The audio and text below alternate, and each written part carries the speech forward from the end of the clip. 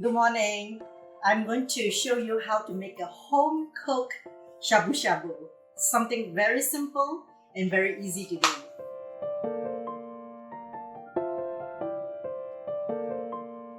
The first thing you need is the chicken stock. And chicken from the bones is delicious. And if you want to put, you can actually put whole chicken. And now we have the onions and the green onions. We have 2 stalks of celery. Let's get started. We cut the green onions into equal parts and also the celeries. And now I'm peeling out the onions and I'm cutting into quarters. Then we put the chicken into the pot. We pour hot water until it covers the chicken. We want to make sure that it's well covered because we don't want to keep putting water in. Put it on a heat until it boils and reduce it to medium-low so it simmers for another 1 hour to 1.5 hours. Okay, good. I'm going to put it in the stove right now and we will boil it for about 1 hour to 1.5 hours. See you later. For the dasi broth, it is optional. I put in dry fish and bonito flakes. Boil for 10 minutes until the bonito flakes sink, and then after that we stop cooking and let it cool.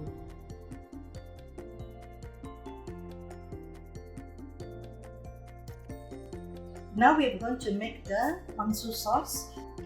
We put 3 tablespoons of soy sauce. We put 3 to 5 lemon juice. I like it a bit, citrusy. We put the dashi stock, 4 tablespoons. And we put in 4 teaspoons of mirin.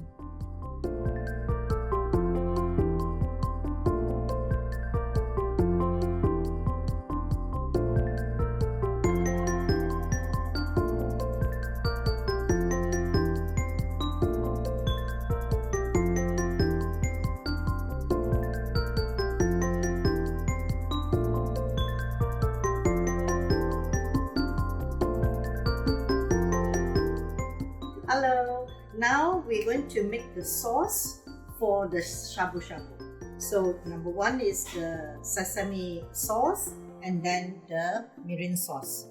So if you look at this, I'm using a traditional way of doing it.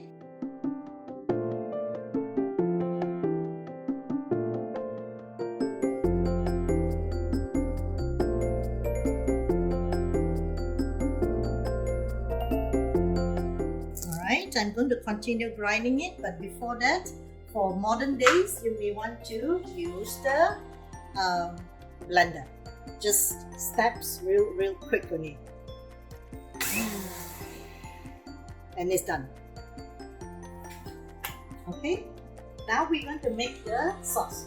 So first of all, I will have the sesame seeds. After you have put the sesame seeds, it's 4 to 6 or 8 tablespoons of sesame, grinded sesame seed, and then put 2 tablespoons of dashi,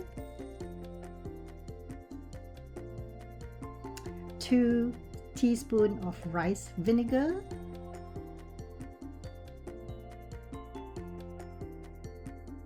and 2 teaspoons of mirin.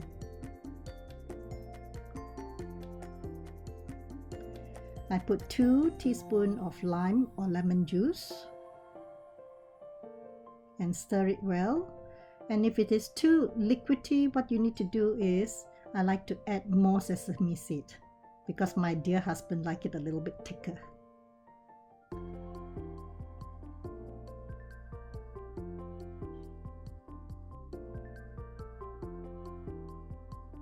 and you can add a pinch of salt and sugar.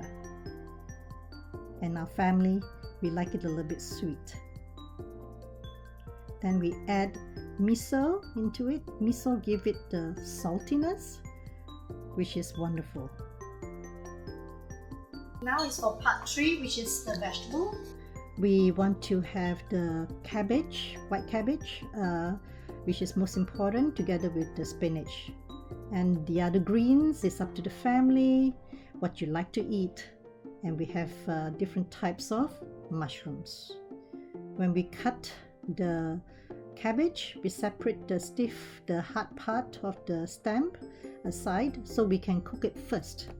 Then we can cut the softer part with the other vegetables, so when we're eating on the table, it's easy to cook. So we cut the spinach. Spinach is very easy to cook, very fast. We cut the onions. Onions give the sweetness, and we have the carrots. And we also cut the tofu into cubes, into 6 pieces.